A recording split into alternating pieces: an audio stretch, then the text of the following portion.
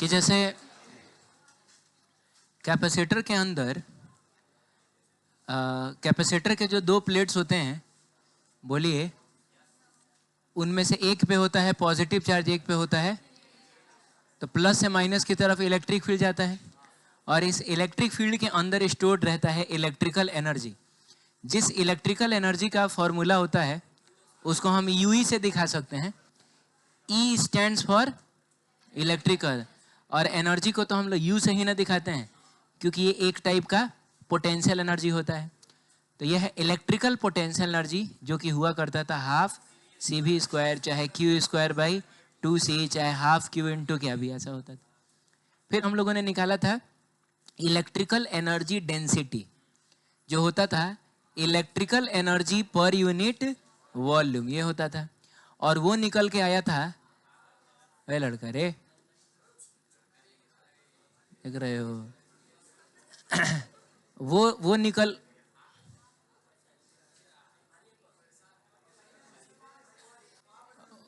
निकल के आया था कितना, हाफ एप्सिलॉन नॉट, ऐसा करके आया था। फिर हम लोगों ने देखा कि जिस तरीके से कैपेसिटर के इलेक्ट्रिक फील्ड में इलेक्ट्रिकल एनर्जी स्टोर्ड रहता है, वैसे ही एक इंडक्टर के कहाँ मैग्नेटिक फील्ड में मैग्नेटिक एनर्जी स्टोर्ड रहता है। और उस मैग्नेटिक एनर्जी का फॉर्मूला क्या आया था, हाफ एल आई स्क्वायर, जिसमें ये जो सी होता था वो कैपेसिटेंस ना होता था, एल जो है वो इंडक्टेंस होता है। यहां भी हम लोगों ने magnetic energy per unit volume निकाला था। क्या निकाला था, मैग्नेटिक एनर्जी पर यूनिट। हाँ, और मैंने कहा था कि इसके लिए आपको अलग से एक्स्ट्रा मेहनत करने की जरूरत, याद करने के लिए। याद अगर हो जाए, ढेर रट्टू आदमी हो तो कर सकते हो, लेकिन अगर हम लोग रिलेट करके याद रखें तो कभी भूलेंगे ही नहीं। अगर वो हमको रटा गया है तो इसको हम कभी भूलेंगे नहीं। देखिए उसमें हाफ है तो इधर भी आएगा हाफ, बहुत बढ़िया। लेकिन उसमें एप्सिलॉन नॉट है ना, ऊपर है, तो जहाँ एप्सिलॉन नॉट ऊपर होता है वहाँ म्यू नॉट आ जाता है, हो गया। नीचे म्यू नॉट रहेगा। उधर इलेक्ट्रिक फील्ड का स्क्वायर है, इधर मैग्नेटिक फील्ड का, तो B square upon 2 mu naught. और फिर ताज़ा बिहार बोर्ड ने पूछ भी लिया कि फॉर्मूला बताइए magnetic energy density, B square upon 2 mu naught हो जाएगा। एनसीईआरटी में एक क्वेश्चन है, कहता है कि ऑब्टेन, क्या कहता है, ऑब्टेन करने को कहता है the expression for magnetic energy stored in a solenoid in terms of magnetic field B, area A and length L. यानी आपको मैग्नेटिक एनर्जी का फॉर्मूला बताना है। अरे बोलो, लेकिन अच्छा, मैग्नेटिक एनर्जी का फॉर्मूला होता क्या है, हाफ एल आई स्क्वायर होता है ना। लेकिन हमको ये एल और आई के टर्म में बताना ही नहीं है, हमको इसको बताना है बी ए और एल के टर्म में। तो पहले आप इस एल को तब तोड़ दीजिए, ये हो जाएगा mu nought N square L into A, जिसमें जाहिर सी बात है कि जो एल होगा वो क्या होगा, L will be length of the and A is the area of cross section. और फिर आपका आई स्क्वायर तो है ही। अब एक बात बताइए, हमको इसमें बी क्रिएट करना है, तो बी का फॉर्मूला होता है, इसके अंदर जो मैग्नेटिक फील्ड होगा उसका फॉर्मूला होता है म्यू नॉट एन आई। म्यू नॉट भी है, एन भी है और आई भी है, लेकिन एन स्क्वायर है, आई स्क्वायर है, तो क्यों ना म्यू नॉट का भी स्क्वायर किया जाए। उसके लिए हम ऊपर नीचे म्यू नॉट और म्यू नॉट से मल्टीप्लाई डिवाइड करेंगे।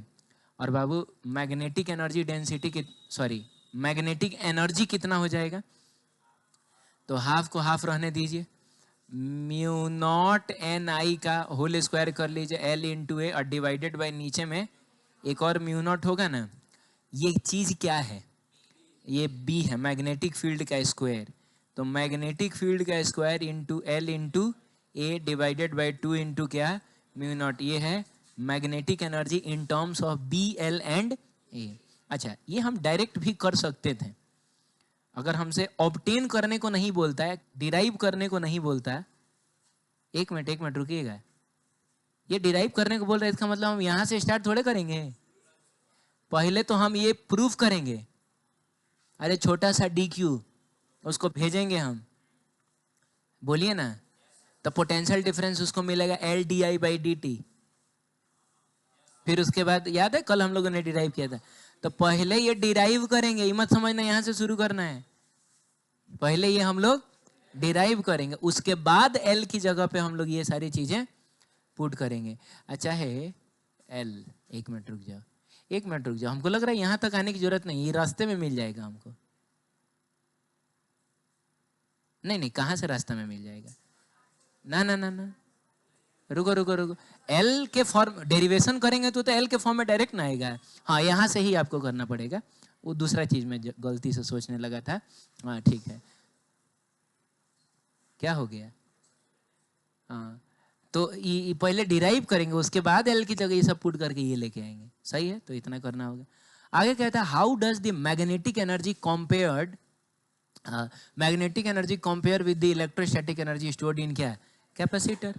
तो हम कैसे कंपेयर कर सकते हैं, तो कंपैरिजन में हम क्या कर सकते हैं, एक तो ये बता सकते हैं कि इसमें जो इलेक्ट्रिकल एनर्जी होता है वो दोनों प्लेट्स के बीच में इलेक्ट्रिक फील्ड में स्टोर्ड होता है, लेकिन इंडक्टर के केस में जो मैग्नेटिक एनर्जी होता है वो इसके मैग्नेटिक फील्ड में स्टोर्ड होता है। तो पहला कंपैरिजन तो ये हो गया। दूसरा कंपैरिजन कि अगर हम वो वाला मान लीजिए ये डी है और ये क्या है, ए है, और इलेक्ट्रिक फील्ड अगर ये है, पोटेंशियल डिफरेंस कितना है, भी है, तो ये कितना होता है, ये होता है हाफ सी भी स्क्वायर। तो सी की जगह पे हम लोग epsilon not a by D रख लेंगे। आपको याद है भी बराबर ई डी होता था, तो हम लोग लिख देंगे ई डी का होल स्क्वायर। अभी एक डी से एक डी कट जाएगा, तो ये कितना हो जाएगा, इलेक्ट्रिकल एनर्जी आ जाएगा हाफ एप्सिलॉन नॉट, डी से डी कटेगा, एक डी लेकिन बचेगा, तो ये हो जाएगा ई स्क्वायर और इंटू ए इंटू क्या, डी। तो ये भी एक तरीके से वॉल्यूम ही ना हो गया, क्योंकि आप जानते हैं कि कैपेसिटर के जो दो प्लेट्स होते हैं वो इस तरीके से आमने सामने होते हैं, अगर 3D में बनाए तो इसी का एरिया हो गया ए, ये डिस्टेंस हो गया डी, तो एरिया इंटू डिस्टेंस, क्या ये पूरा वॉल्यूम नहीं हो जाएगा, तो ये भी वॉल्यूम है, देखा जाए तो ये एल इंटू ए भी क्या है, वॉल्यूम ही है एक तरीके से, है कि नहीं। तो एक कंपैरिजन हम ये भी बता सकते हैं कि मैग्नेटिक एनर्जी जो होता है वो मैग्नेटिक फील्ड के स्क्वायर के डायरेक्टली प्रोपोर्शनल होता है, क्योंकि बाकी सारी चीज़ें तो कांस्टेंट है, और इलेक्ट्रिकल एनर्जी जो होगा वो इलेक्ट्रिक फील्ड के स्क्वायर के डायरेक्टली प्रोपोर्शनल होगा। अरे बोलो, ये भी एक कंपैरिजन हम बता सकते हैं, ठीक है। तो मेरे ख्याल से काफ़ी है, आगे बढ़ते हैं। क्या दोबारा कुछ समझना है इसमें, अरे बोलिए ना। इलेक्ट्रिकल एनर्जी इलेक्ट्रिक फील्ड में स्टोर्ड रहता है, और वो इलेक्ट्रिक फील्ड इंटेंसिटी के स्क्वायर के डायरेक्टली प्रोपोर्शनल होता है। मैग्नेटिक एनर्जी मैग्नेटिक फील्ड में स्टोर्ड रहता है, और वो मैग्नेटिक इंडक्शन या मैग्नेटिक फील्ड इंटेंसिटी के स्क्वायर के डायरेक्टली प्रोपोर्शनल, ऐसा हम लोग बता देंगे। आगे बढ़े क्या, सुनिएगा ध्यान से। हाँ यार देखिए क्या, हाँ अगला टॉपिक है एडी करंट। क्या है वो समझेंगे, पहले इधर ध्यान दो। हुआ क्या कि ये इसको ना एक धागा समझिए, आप मेरे हाथ को क्या समझिए, धागा समझिए, और इसको एक लूप समझिए।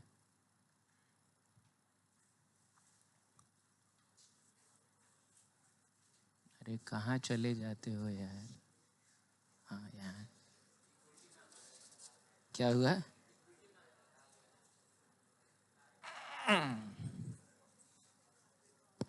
हाँ ठीक है, ऐसा समझा जाए, समझ रहे हो, ऐसा समझा जाए। और करना ये है बाबू कि इसको ना इधर करके छोड़ देना है, तो इसका ऑसिलेशन शुरू होगा, ऐसा ऑसिलेट करेगा ही। अब अगर मान लीजिए कोई एयर का रेजिस्टेंस नहीं है, यहाँ पे कोई फ्रिक्शन नहीं है, तो एक बार अगर इसको ला के छोड़ दीजिएगा ना, सारी जिंदगी ऐसे ऐसे ऑसिलेट करता रहेगा। आप समझ रहे हैं, ये कभी रुकेगा ही नहीं, ये हमेशा ऑसिलेट करता रहेगा। अब हमने क्या किया, यहाँ पर एक नॉर्थ पोल वाला मैग्नेट और यहाँ पर एक साउथ पोल वाला मैग्नेट लाके रखा। आप जानते हैं नॉर्थ पोल में से साउथ पोल में मैग्नेटिक फील्ड जाता है, बोलो। तो तुम बताओ कि अब जैसे मान लो कि हाँ नॉर्थ पोल में से साउथ पोल में क्या जाता है, मैग्नेटिक फील्ड। तो मान लो यहाँ मैग्नेट है और यहाँ मैग्नेट है, तो यहाँ पर मैग्नेटिक फील्ड बहुत ज़्यादा होगा, इधर मैग्नेटिक फील्ड थोड़ा, अरे मैग्नेट से दूर जाओगे तो मैग्नेटिक फील्ड कम ही ना होगा। आप समझ रहे हैं क्या? हाँ, तो अब इनके बीच में अगर हम ऑसिलेट करें, ऐसा एक सेटअप आपको यहाँ दिख रहा होगा, तो यहाँ दूसरा चीज़ है, मतलब हम लोग लूप की बात कर रहे हैं, ठीक है। तो इसके बीच में जब हम ऑसिलेट कराएंगे, समझिए यहाँ मैग्नेट है और यहाँ भी मैग्नेट है, तो ये इसमें ना डैम्पिंग देखने को मिलेगा। डैम्पिंग देखने का मतलब हुआ कि ये यहाँ जाएगा, यहाँ जाएगा, जाएगा, जाके रुक जाएगा।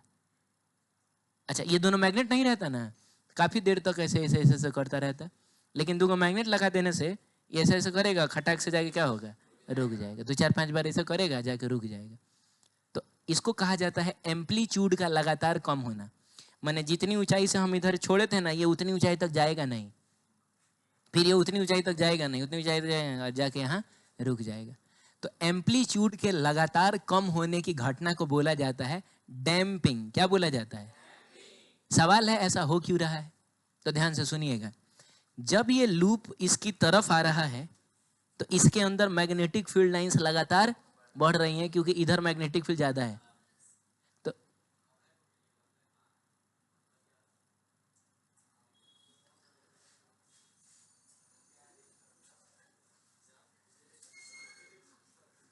क्या किया है? हैं?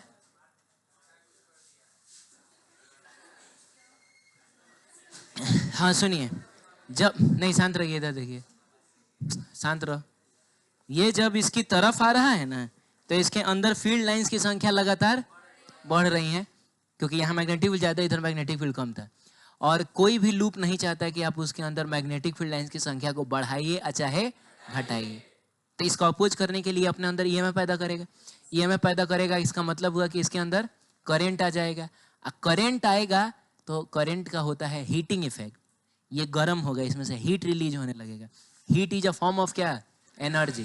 तो सवाल है कि वो एनर्जी आएगा कहाँ से? तो जो एनर्जी इसके पास था वही एनर्जी ना हीट एनर्जी में कन्वर्ट होगा। तो कौन सा एनर्जी इसके पास है? Kinetic energy and potential energy का सम, जिसको हम मैकेनिकल एनर्जी कहते हैं। ए बोलो ना यार। अरे इधर जाते समय क्या हो रहा था? पोटेंशियल काइनेटिक में कन्वर्ट हो रहा था, काइनेटिक पोटेंशियल में कन्वर्ट हो रहा था। अरे बोलो यार। तो काइनेटिक एनर्जी और पोटेंशियल एनर्जी का सम ही ना इसके पास है, और काइनेटिक एनर्जी और पोटेंशियल एनर्जी के सम को क्या बोला जाता है? Mechanical energy. तो होगा क्या कि जब ये इसकी तरफ जाएगा ना, तो लगातार इसमें से एनर्जी रिलीज होगा हीट के फॉर्म में, क्योंकि इसमें करंट आ गया है। तो वो हीट कौन सी एनर्जी से कन्वर्ट होगा? मैकेनिकल एनर्जी से। तो इसकी मैकेनिकल एनर्जी लगातार कम होती जाएगी। तो जितने हाइट तक वो इधर गया था, उतने हाइट तक वो इधर नहीं जा पाएगा, क्योंकि कुछ एनर्जी रास्ते में इसकी कम हो गई है। फिर उतनी हाइट तक इधर नहीं जाएगा, उतनी हाइट तक इधर नहीं जाएगा, थोड़ी देर के बाद क्या होगा? रुक जाएगा। इस घटना को बोला जाता है इलेक्ट्रोमैग्नेटिक डैम्पिंग। सुनिएगा, मैग्नेटिक फ्लक्स के बदलने की वजह से, किसके? फ्लक्स के बदलने की वजह से इसके अंदर इलेक्ट्रिक करंट पैदा हो जाता है। तो इलेक्ट्रिक से ले लिया गया इलेक्ट्रो, जिसकी वजह से इसमें डैम्पिंग देखने को मिलता है। इसका एम्पलीट्यूड लगातार कम होता है, इसी को बोला जाता है इलेक्ट्रोमैग्नेटिक डैम्पिंग। सही है? बोलो। तो ये बात है। अब बात सुनो क्या है। अब मान लो एक लूप नहीं है, लूप की जगह पे मान लो ये पेपर है, या कोई भी सॉलिड स्ट्रक्चर। जरूरी नहीं है कि 2D ही हो, कोई 3D भी हो सकता है, मोटा बुक भी हो सकता है लेकिन ये बना है कंडक्टर का। मान के चलो किसका बना है? अब इसको हम ये ऐसे ऐसे करा रहे हैं, तो क्या इसमें भी करंट पैदा होगा? लूप में तो पैदा हो रहा था ना, अरे लूप में तो पैदा हो रहा था ना, इसमें भी करंट पैदा होगा क्या? इसमें भी करंट पैदा होगा? इसमें तो लूप ही नहीं है। आप पहले समझ रहे मेरा सवाल क्या है? वो रिंग हटा दिया मैंने, उसकी जगह पे मैंने क्या रखा? ये हाँ, कोई कंडक्टर है जो पूरा एकदम सॉलिड भरा हुआ है, समझो ना, डिस्क है। रिंग की जगह अब क्या है? वो पूरा भरा हुआ है। अब उसको अगर हम ऐसे ऑसिलेट कराएं, क्या उसकी भी डैम्पिंग होगी? उसके अंदर भी करंट पैदा होगा, उसमें से भी हीट रिलीज होगा। क्या बात करते हो? वो लूप थोड़े है कोई। अरे सर आप लूप की बात करते हैं, इसमें तो इनफाइनाइट लूप्स हैं। आप जहां हाथ घुमा दीजिए वहीं पे एक लूप है। अरे बोलिए ना। तो जब ये मैग्नेटिक फील्ड में, जो कि नॉन यूनिफॉर्म मैग्नेटिक फील्ड है, उसमें मूव करेगा तो जाते समय इसमें फ्लक्स बढ़ेगा और फिर फ्लक्स घटेगा, फिर फ्लक्स बढ़ेगा, फिर फ्लक्स कम होगा। तो इसके किसी भी लूप को ये बात पसंद नहीं आएगा। तो हर पॉसिबल लूप में क्या पैदा हो जाएगा? करंट। तो ढेर सारा करंट इसमें पैदा होगा और इस करंट की वजह से ऑब्वियसली ये गर्म होगा, इसमें से हीट रिलीज होगा, इसकी मैकेनिकल एनर्जी कम होगी और ऐसे खटा खटा करने के बाद वो रुक जाएगा। समझ रहे हैं? इसी करंट को बोला जाता है एडी करंट। क्या कहते हैं? एडी करंट कहते हैं। पढ़िए लिखा हुआ, whenever magnetic flux linked with क्या? A solid metallic object. अब वो सॉलिड मेटेलिक ऑब्जेक्ट 1 डायमेंशनल हो, 2 डायमेंशनल हो, 3, कोई फर्क नहीं पड़ता है, ठीक है। इज चेंज, जब भी आप मैग्नेटिक फ्लक्स को चेंज करेंगे किसी सॉलिड मेटेलिक ऑब्जेक्ट में, एक ईएमएफ इंड्यूस हो जाएगा, due to which current flow करने लगेगा throughout the volume of conductor. पूरे वॉल्यूम में करंट पैदा हो जाएगा, पूरे वॉल्यूम में करंट पैदा हो जाएगा। और which direction is indicated by Lenz law. अब करंट ऐसा पैदा होगा कि ऐसा पैदा होगा, लेंज लॉ से देख लेंगे, जो कहता था कि तुम बढ़ाओगे तो वो घटाएगा, तुम घटाओगे तो वो बढ़ाएगा। सही है। हाँ, फिर कह रहा है such current dissipate energy in form of heat. अब ये करंट इसमें से हीट एनर्जी रिलीज कराने लगेगा एंड आर कॉल्ड क्या? एडी करंट या फिर फोकट का करंट। अरे ये वैसे भी एल जो है ना वो साइलेंट रहेगा, तो ये फोकट का ही करंट लिखा हुआ है, ठीक है। फोकॉल्ट नहीं पढ़ा जाएगा, तो फोकट पढ़ा जाएगा। फोकट का करंट है, सही है। तो तुमको नहीं लग रहा फोकट में आया ही ये? हम चाह रहे थे कि ये आए, ये अपने से आ गया है, तो इसको एडी करंट। इलेक्ट्रोमैग्नेटिक डैम्पिंग पढ़ लोगे क्या? ऑसिलेशन के दौरान इसके अंदर का फ्लक्स लगातार चेंज होगा तो एनर्जी खत्म होगी, ठीक। रुको ना 1 सेकंड रुको ना, चलाता हूँ।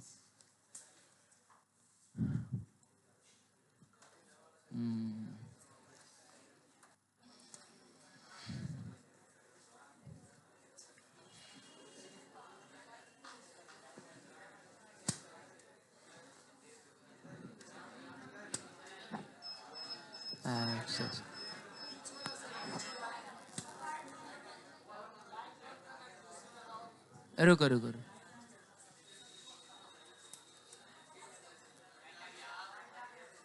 लाइट आ गया।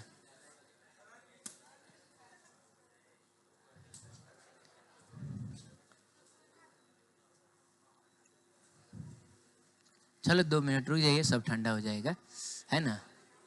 और वो चल रहा है क्या? चलो अब एगो चल गया है तो चल देने देते हैं। मैं कह रहा था बच्चों,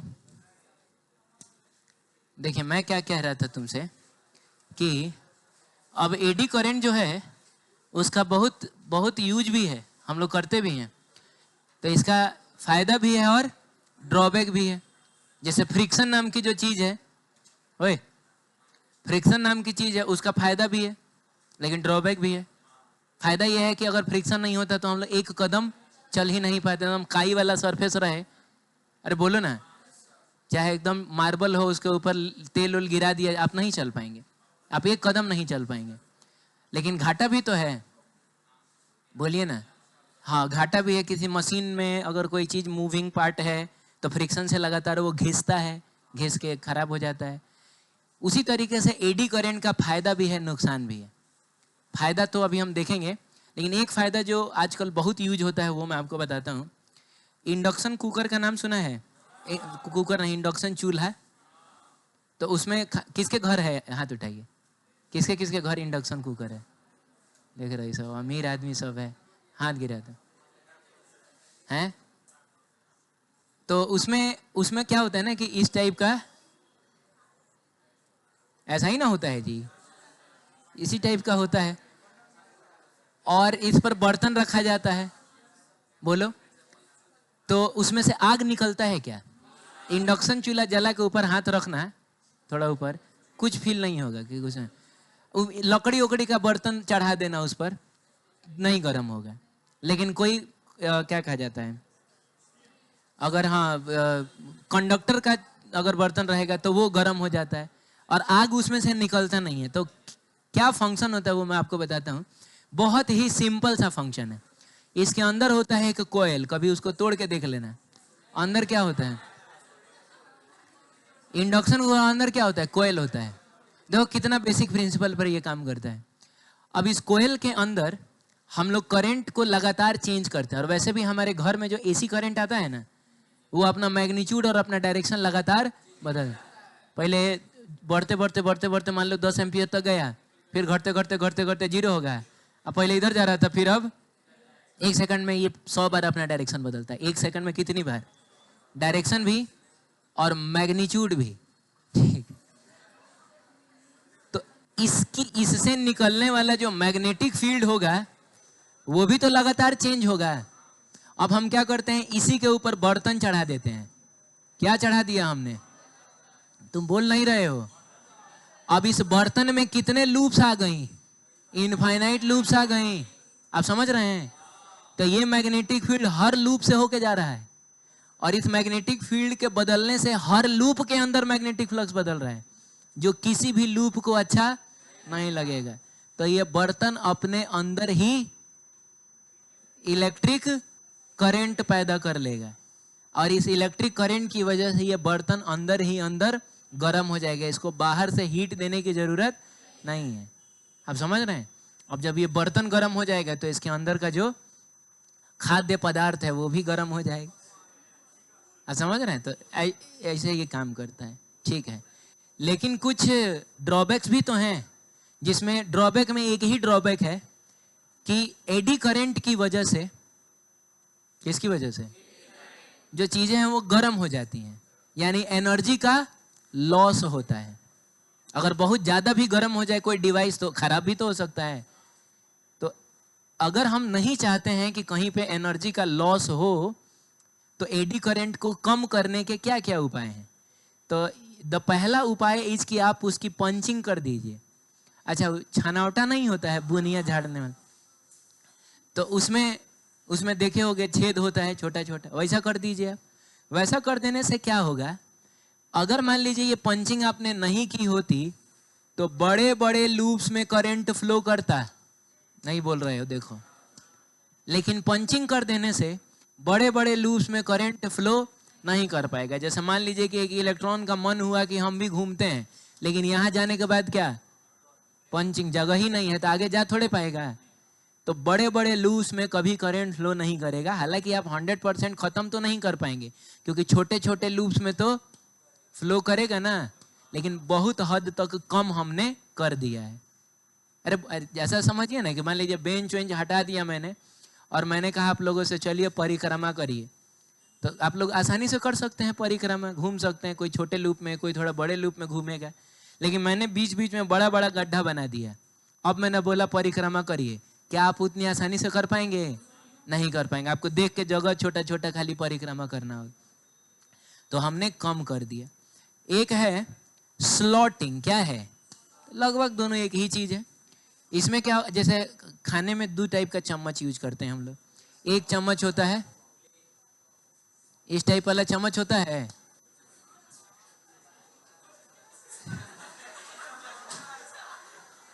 अच्छा इस टाइप से होता है ना। तो इसमें क्या होता है कि बड़े बड़े लूप्स में करंट फ्लो कर सकता है, लेकिन एक ऐसा नहीं होता है क्या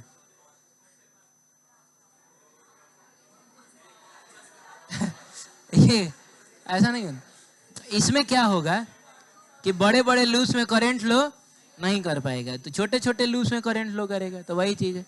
तो स्लॉटिंग कर देंगे हम लोग, बीच बीच में से काट देंगे, तो ये हो जाएगा। और एक और उपाय है यूजिंग क्या, लेमिनेटेड कोर्स।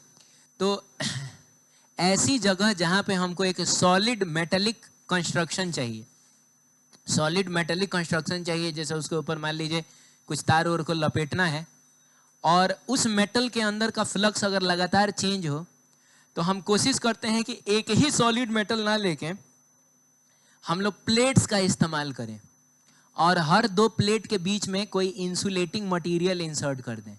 ये बात आपको समझ में नहीं आ रहा होगा, मैं आपको समझाता हूँ। देखिएगा, ये है ट्रांसफार्मर। ये क्या है? ट्रांसफार्मर का काम होता है, हमको पढ़ना है, एसी का सबसे लास्ट टॉपिक ट्रांसफार्मर ही है। इसका काम होता है या तो वोल्टेज को बढ़ाना, ना तो वोल्टेज को घटाना।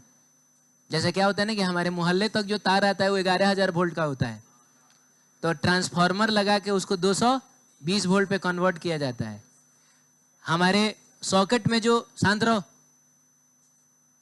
हमारे सॉकेट में जो वोल्टेज आता है 220 वोल्ट का होता है, लेकिन हमारा मोबाइल चार्ज होता है 5 वोल्ट 10 वोल्ट पे, वो 220 वोल्ट पे 20 वोल्ट पे होता है। चलो 20 वोल्ट पे, अरे चेक कर लेना, किसी के पास है क्या चार्जर? है कोई है जो चार्जर लेके आया है? चलिए मेरे पास यहाँ चार्जर है, ये लैपटॉप का चार्जर है। तो इस पे लिखा हुआ है, रुक जाओ मैं बताता हूँ तुमको। हाँ, ये कहाँ गया? अरे इनपुट लिखा हुआ है 100 से लेके 240 वोल्ट। हाँ, मैंने अगर वोल्टेज कम भी रहेगा 200 वोल्ट तक काम करेगा, मैंने उतना तक आपको दीजिएगा। लेकिन आउटपुट देखिए, मैं बताता हूँ इसमें क्या लिखा हुआ है, 19.5 वोल्ट, मैंने वही 20 वोल्ट। तो हमको 220 वोल्ट को कन्वर्ट करना होगा कि इसमें 20 वोल्ट में। तो पता है वो जो बड़ा सा अडेप्टर आपको दिख रहा है, उसमें मेनली क्या है? ट्रांसफार्मर ही है। अरे बोलो ना। तो ऐसा तो मत करना कभी जिंदगी में कि कभी वो खराब हो जाए तो काट देना, आजू को जो 2 तार मिलेगा ले जाके लगा देना, बैटरी भड़क जाएगा। उसको इतना वोल्टेज नहीं चाहिए, है कि नहीं? तो ये भी ट्रांसफार्मर है। ये भी क्या है? आप देख रहे होंगे इसमें 4 गो तार है, तो 2 गो तार है इनपुट वाला, 2 गो तार में से करंट भेजेंगे, और 2 गो तार क्या है? आउटपुट वाला। 220 भेजेंगे तो इधर से वो 20 वोल्ट हमको देगा। कंस्ट्रक्शन पढ़ेंगे आगे चल के, फिलहाल इतना समझिए कि आपको कोयल नजर आ रहा है, और 2 टाइप का कोयल है। देखो, एगो है अंदर में दिख रहा है थोड़ा सा पीला कलर का, अब पीला कलर का एक अंदर में है, लाल कलर का बाहर में। शांत रहो। इन तार इन शांत रहिए ना। ये जो तार हैं इनको लपेटा गया है, तो जाहिर सी बात है किसी चीज पर लपेटा गया होगा, तो एक रॉड टाइप का स्ट्रक्चर होगा इसके अंदर जिसके ऊपर लपेटा होगा हमने। तो एक ही रॉड ना यूज करके आप देख रहे होंगे कि क्या यूज हुआ है, प्लेट्स का। आपको दिख रहा है, एक प्लेट यहाँ दिख रहा है, फिर एक और इसके बगल में प्लेट है, फिर उसके बगल में है। ये मुझसे नहीं निकलेगा, लेकिन आप यकीन मानिए यहाँ से यहाँ तक बहुत सारे प्लेट्स हैं, और हर 2 प्लेट के बीच में ना कोई इंसुलेटिंग कोटिंग की गई होगी। अब पेपर नहीं बिछाया गया होगा, उसे ये मोटा हो जाएगा, तो ऐसा पेंट कर दिया गया होगा जो इंसुलेटर का काम करे। अरे बोलो। हाँ, तो ऐसा किया जाता है। क्या वजह है समझाता हूँ। वजह ये है कि जैसे मान लीजिए कि आपने अगर एक ही सॉलिड स्ट्रक्चर ले लिया होता है, इस टाइप का एक ही सॉलिड स्ट्रक्चर, तो इसके अंदर एसी करंट भेजना है। ये करंट अपना डायरेक्शन और मैग्नीट्यूड लगातार बदलेगा। तो जिस चीज के ऊपर इसको लपेटा गया है उसके अंदर भी उस फ्लक्स के बदलने की वजह से करंट पैदा हो जाएगा। करंट पैदा होगा, वो चीज गर्म हो जाएगा। गर्म हो जाएगा तो obviously huge amount of energy का लॉस होगा, और ज्यादा दिन ये टिकेगा भी नहीं। अगर ढेर गर्म हो जाए तो खराब हो जाएगा। अरे बोलिए ना। तो उसके लिए हम लोगों ने एक उपाय लगाया। हमने कहा कि अगर मान लीजिए एक ही रहेगा तब तो बड़े बड़े लूप्स में ना करंट फ्लो करेगा।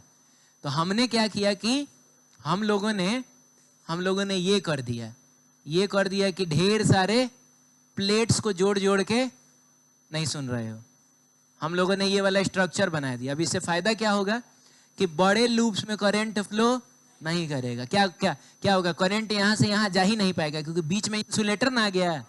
तो छोटे छोटे लूप्स में थोड़ा थोड़ा करंट फ्लो करेगा, जिससे ये उतना ज्यादा गर्म, फिर भी थोड़ा बहुत गर्म तो होगा ही। आप कोई भी चार्जर यूज करते होंगे, थोड़ा देर बाद छू के देखिएगा वो गर्म हो जाता है। वजह एडी करंट ही है। समझ रहे हैं? क्योंकि चार्जर के अंदर मेनली ट्रांसफार्मर ही होता है। तो ये कुछ उपाय हैं जिससे अगर हम चाहें तो एडी करंट को कम कर सकते हैं। सही है। अब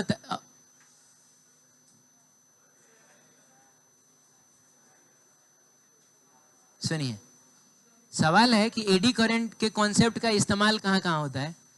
तो पहला है, आप देखिए उधर ध्यान मत दीजिए,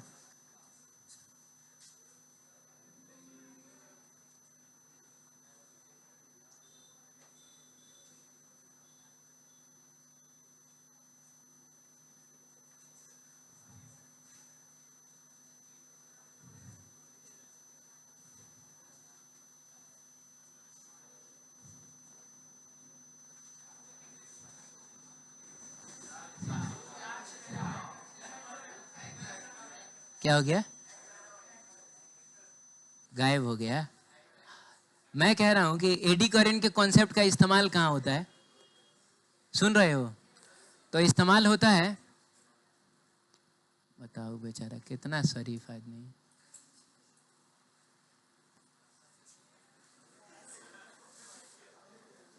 एडी करंट के कॉन्सेप्ट का इस्तेमाल कहाँ कहाँ होता है। तो पहला है इन गैल्वेनोमीटर में, समझाता हूँ गैल्वेनोमीटर में कहाँ उसका यूज होता है। सुनिएगा एक मिनट। आप ना एक ऑब्जेक्ट को एक स्प्रिंग में बांध के छोड़ दीजिए। तो अब जैसे मान लीजिए कि आपने यहाँ पे उसको छोड़ा है स्प्रिंग में बांध के, तो उसका इक्विलिब्रियम पोजीशन कहीं नीचे ना आएगा। अरे बोलो ना, जैसे नीचे 10 न्यूटन का फोर्स लग रहा है, तो ये तब तक नीचे जाता जाएगा जब तक कि स्प्रिंग फोर्स भी 10 न्यूटन का ना हो जाए। लेकिन तुमको क्या लग रहा है, जहां ये इक्विलिब्रियम में आ जाएगा, मान लीजिए यहाँ आ गया, तो वहां जाके वो रुक जाएगा क्या, वो और आगे बढ़ जाएगा। मैं बताता हूँ क्यों आगे बढ़ जाएगा। क्योंकि ये वो जगह है जहां स्प्रिंग फोर्स भी लग रहा है 10 न्यूटन, ग्रेविटेशनल फोर्स भी कितना लग रहा है, 10 न्यूटन। लेकिन यहां तक आते आते इसकी स्पीड काफी अच्छी खासी बढ़ चुकी है। अरे यार, तो बढ़ चुकी है, तो रुक कहां से जाएगा, रोकने के लिए भी तो फोर्स चाहिए। तो ये और नीचे जाएगा, एक्चुअली नीचे जाएगा तो ऊपर वाला फोर्स बड़ा होगा, जिसकी वजह से नेट फोर्स ऊपर आएगा। अब वेलोसिटी नीचे, नेट फोर्स ऊपर, तो इसकी स्पीड क्या होगी, कम होगी। अब यहाँ कहीं रुकेगा, फिर वापस आएगा, तो आके यहाँ रुक थोड़े जाएगा ये, और ये ऊपर नीचे ऐसे ऐसे करता रहेगा। देखिए, इट इज समथिंग लाइक कि आप अगर किसी बॉल को यहाँ छोड़ते हैं तो क्या जाके रुक जाता है, वो अपने इक्विलिब्रियम पोजीशन पर आके लगेगा ऑसिलेट करने।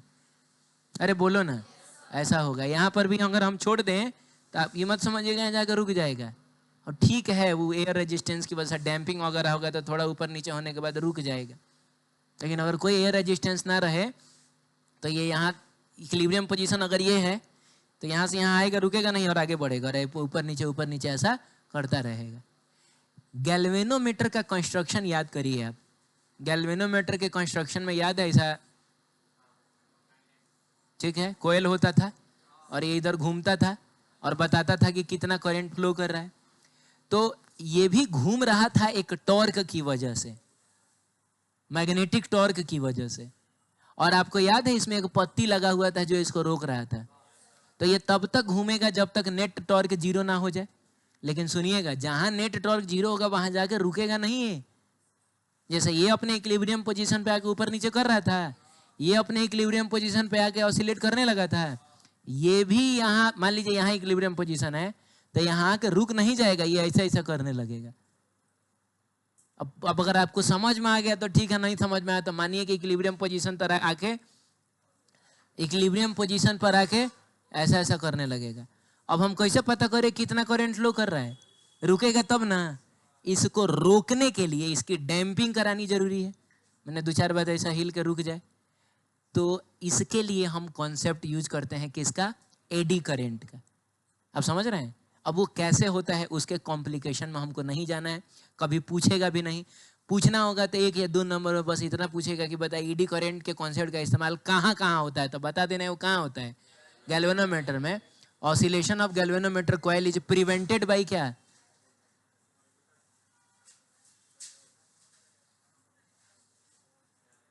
प्रिवेंटेड बाय क्या, इलेक्ट्रोमैग्नेटिक डैम्पिंग। सही है। अगला है इलेक्ट्रोमैग्नेटिक फर्नेस।